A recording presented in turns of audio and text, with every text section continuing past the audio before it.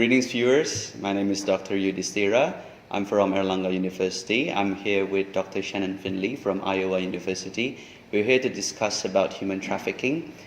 If you haven't seen the first part of this video, which shows an introductory lecture by Dr. Shannon Findlay of human trafficking, you should refer to that video first before watching this second part. Now, we should begin with the discussion and Q&A regarding this topic to delve into a further discussion of this topic. Just the other day, before I started learning about human trafficking, I posted a question to my followers on my social media. Do they know the difference between human smuggling and human trafficking? Because I've read online that there are a lot of people who don't understand, and as expected, a lot of my followers do not understand. So can you elaborate about the difference before we get into the case study? Yes, that's a very good question, and it's often very confusing for people. And so there's 4 main points that we should consider when we are discussing human trafficking versus human smuggling. So the first centers around consent. When we talk about human trafficking, part of the definition is that somebody was forced or tricked or coerced into a situation. So with human smuggling, you assume that the person was consenting to being transferred across the border. The second point then looks at where does it happen? With human trafficking, somebody can be trafficked in the same city that they grew up in. It doesn't require somebody moving to a new location. Human smuggling, on the other hand, requires that somebody moves across a border, so it must occur internationally. The third point centers around that once the person is smuggled across the border, it finishes. Human smuggling is done. The transportation has occurred, the documentations have all been performed. There's no further exploitation. With human trafficking, once the person arrives in the new country, they're then exploited either through sex work or labor work or encounter other forms of exploitation. So it's an ongoing process. Lastly, traffickers earn profit from smuggling, from getting the transportation ready, the documentation's ready. So it's just around a one-time event, that transportation. But in human trafficking, the exploitation occurs from the repeated abuses of the person through exploitation, through repeated sex work, repeated labor trafficking. I see. So the basic core difference between the two lies on the consent of the victim or the perpetrator.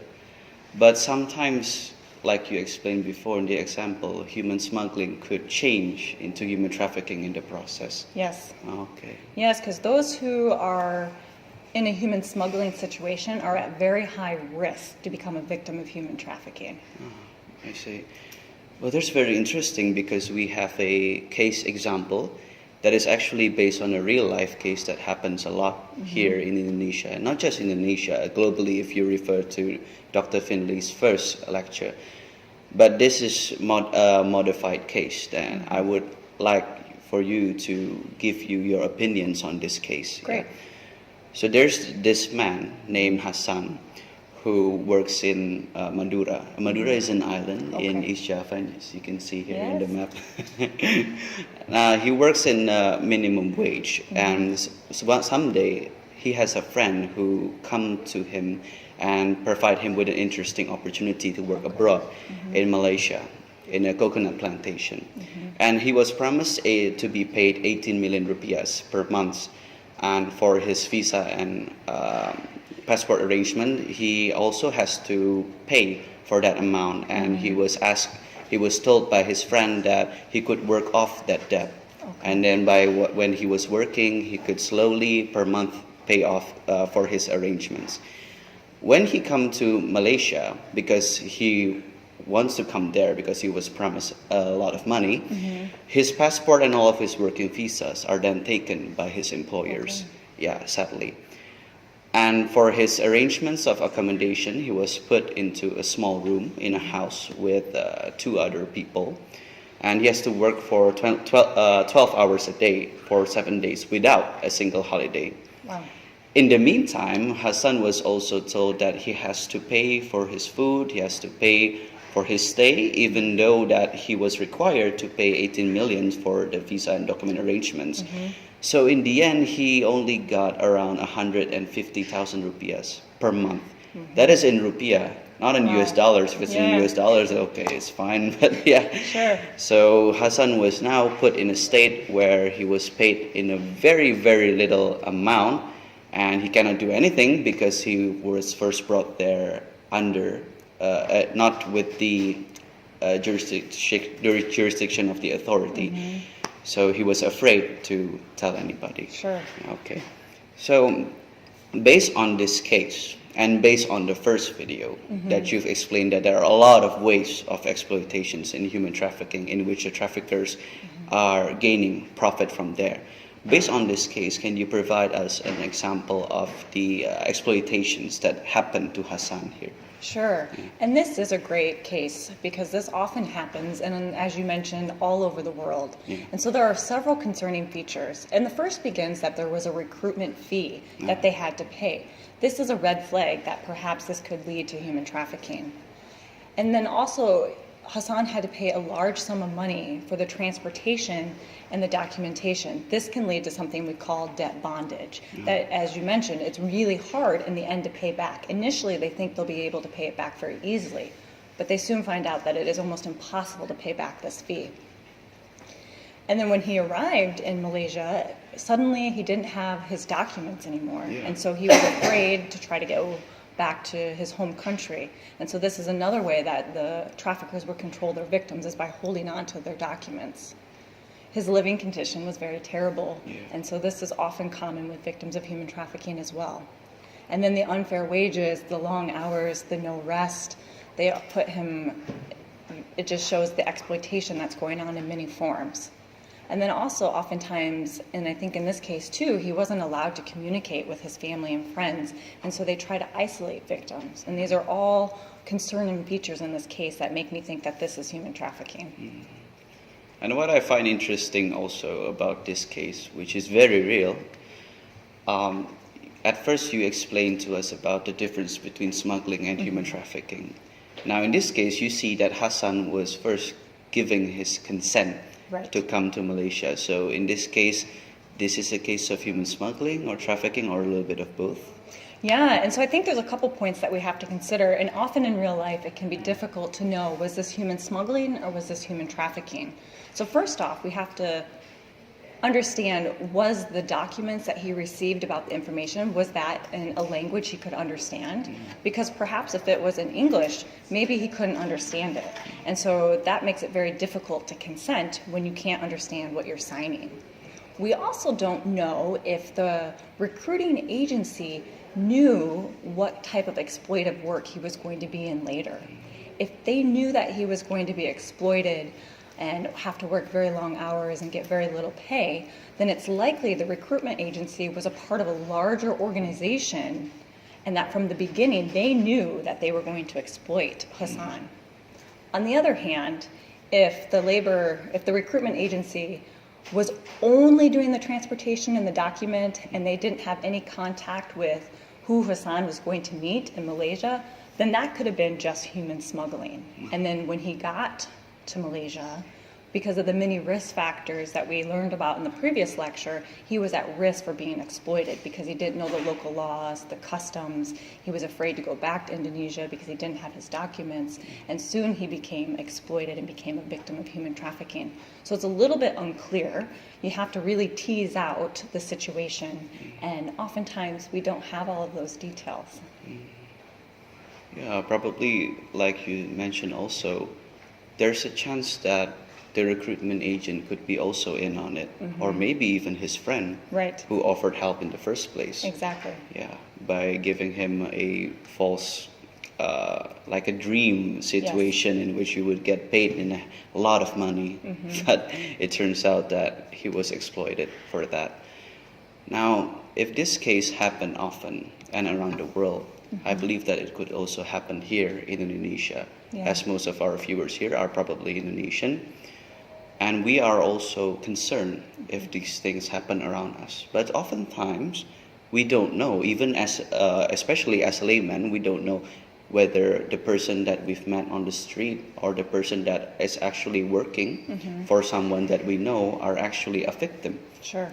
So how do we identify a human trafficking victim if it's sometimes the victim themselves do not know the situation that they're in? So. Right, and that's a great question, and it's important to remember that there's no one thing or no one set of protocols and agendas that can lead to the definition of human trafficking and make it very easy to identify. So instead, we have to look at the whole story, the whole picture, to get an understanding, are there evidence of exploitation occurring? But there are several red flags and risk factors that can help guide us in figuring out, is this a victim of human trafficking? And oftentimes when we look at recruitment agencies, one of the red flags is there a fee that they must pay right away? That's concerning, that the person may be exploited. And then if you know that the person no longer has a hold of their documents, then you can think perhaps this person is being controlled by someone, which is very concerning as well. Many times victims lose complete contact with their friends or family, and so it can be if you meet somebody and they have no idea where their friends or their family are or can no longer contact you, you'd be worried about their situation. And as a friend or a family member, if you suddenly lose contact with somebody, you would be worried that perhaps that they are being exploited somewhere and may try to find out more information if you knew that they were going to migrate and try to get them help. Other signs are physical abuse, whether it's they suddenly have lots of bruises or marks, or they look very malnourished because they're not getting enough food or water, or even psychological abuse, where they seem to withdraw from you, they have maybe poor eye contact, and that their personality kind of changes because they're very sad or depressed. So you can look for changes in personality in people. And then also if somebody tells you about their work situation where they, maybe at the beginning they told you, oh, I have this great job opportunity, and then all of a sudden it doesn't look like they do, and they're telling you about they haven't been paid in months, that would be concerning, and you would maybe want to help get them information about what they could do. Okay. One other way that can happen, particularly with sex trafficking victims, is initially they meet somebody who showers them with affection and gifts, and maybe it's very expensive gifts. And it seems like this great romantic relationship, but maybe there's some red flags where the trafficker, who they may not know is a trafficker yet, obviously, doesn't want to meet their family and friends, and only wants their relationship to be in secret. And so those are concerning features as well that is going on. Or perhaps the person wants the friend or wants the victim to move to a new location before ever really meeting. And this can happen through like media, communication. So you have to be very careful with online media when you meet somebody, because you don't really know who that other person is on the other line. Okay. So those are the red flags, and there are many red flags that would make us easy to identify a human trafficking victim in actuality. But in real life, usually if the victim themselves do not want to open up to us, or maybe they're forbidden to have a sense of freedom of communication, if you will, by their employer, it would be more difficult for us. So yeah, hopefully that we can sometimes be more sensitive to these changes, to our friends who are maybe offered a greater opportunity abroad, or maybe if we somehow stumble upon a foreign worker who has a different language based compared to the ones that they're working in. Right. But we have to be more sensitive, and we should not underestimate any conditions that any one of our friends or workers that may have. Now that maybe someday, if the viewers or maybe myself, if we were to suspect a case of human trafficking among our friends or the workers that we met along the way as a stranger, what should we do after we know that, oh, this is maybe a case of human trafficking? Should we report to the authority, or is there something that we can do to help take part in preventing or treating this problem? Sure. Yeah. So I think the first thing you have to do is communicate your concerns with that person, because you want to find out how do they feel about the situation that they're in, and you want to let them know that you're worried and concerned about their safety, and this is why. Because maybe they didn't really realize the type of situation that they were in, and that it was a bad situation, that this is not a normal thing for it to occur. Secondly, you have to think about, is this a situation of a mandatory report? And what are the laws in the country that you live in? Do you have to report abuses of children to the authorities? Because if it's a child, you might handle it differently than if it was an adult. It's really important with adults that we remember adults have autonomy, that they can make decisions about their situation, and whether or not we agree with it, we should respect their decisions. And it's important that we give them support and help them understand what their situation looks like and what their options are. So after you have communicated with them your concerns and made sure that you thought about, is there any mandatory reports that I have to legally do, then you need to determine, is the person ready to leave their situation? Or perhaps they only want information. They're not quite ready to leave, but they're interested in learning about what the resources are in their community that can help them. And lastly, it can be important that even if they're not ready to leave, you can talk about a hypothetical situation. If now you're feeling unsafe, I know you feel safe right now because maybe they don't want to admit that they're a victim of human trafficking. You can say, if at some point you no longer feel safe, who would you talk to? Where would you go? Where would you say? And in doing that, oftentimes victims will make a safety plan with you without admitting that they were a victim of human trafficking. So it can be a very good strategy to use. And if they do want to leave the situation, then you need to get them connected with local resources. Most oftentimes, they're going to need their immediate basic needs met. So that's shelter, food, safety, and connecting them with whatever the local resources are in your community. And you should also determine, do they need medical assistance? Do they have conditions that they need treated? Do they need legal assistance? Perhaps their documentation is not in place anymore. They've extended their visa, for example, and so now they need some legal assistance. Once you've determined that, you need to ask them, are you ready to report this to the authorities? And that's very important that they are allowed to decide if they are an adult, because perhaps they are afraid to be arrested or deported, and they may not be ready to take that step. And if you call the authorities before they're ready, then you will injure that relationship. You will break their trust, and they may not trust you anymore, because trust is very important in these situations, because when you've been exploited, many people have broken your trust along the way. And so really it is a lot of communication and working together to find, how can I best help you? Here are your options. Here are your resources. And sometimes it would be more difficult to help them because, as you've mentioned, they're already in a state where they feel that they've been swindled many times. And here's a stranger that's going to come and help me. Why should I trust you? Right. Why would I know that you would have put me in a worse situation than this? Okay. This is a very difficult situation to handle as an individual. Yes. This should be taken to be handled by an organizational level or even the government. Correct. So are there any preventive programs by either a global organization or maybe the local government in the Iowa state, or that maybe we can implement them in Indonesia? Yeah, so that's great. So there are many different types of prevention programs around the world. And when you look at prevention programs, you need to see what are the reasons that people are being trafficked in the first place. And this can be different from country to country or even city to city. And so a lot of times it just starts with educating the youth and adults about what does sex trafficking and labor trafficking look like, and how can we avoid this? For sex trafficking especially, what does a healthy relationship look like? You know, somebody showering you with lots of gifts that you don't know is kind of unusual, and that this is probably not normal and should raise some red flags. And so teaching about how to use media safely is very important.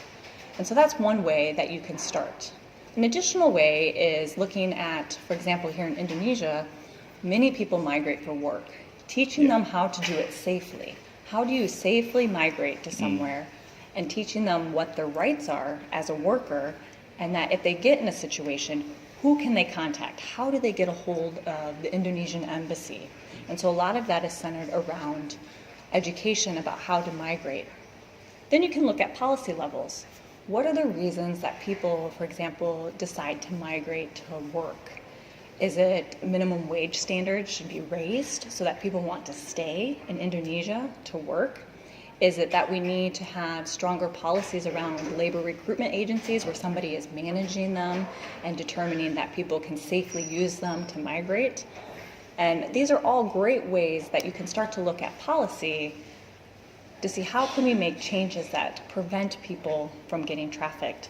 Oftentimes, other prevention centers around poverty and education, are there things that we can do to improve the area to increase people's wages, for example, to reduce poverty, or help children stay in school longer so that they have more education, and working along those lines?